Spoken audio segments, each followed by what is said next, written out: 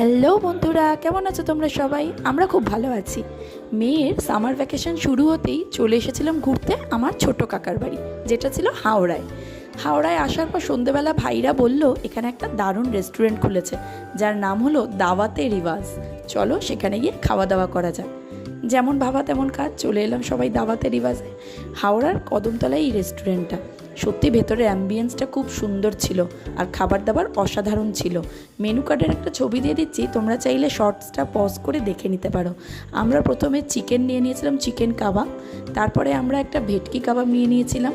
তারপরে আমরা বিরিয়ানি নিয়ে নিয়েছিলাম। ব্যাস জমিয়ে খাওয়া দাওয়া করে বাড়ি চলে এসেছিলাম। চিকেন কাবাবটা আমরা 2বার রিপিট করেছিলাম, ভেটকিটাও আমরা 4বার প্রায় রিপিট করেছি।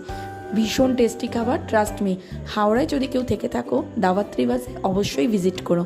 দারুণ রেস্টুরেন্ট, তোমরা স্যাটিসফাই হবে। প্রচুর মজা করেছিলাম আর দারুণ দারুণ ফটো তুলে বাড়ি চলে এসেছিলাম।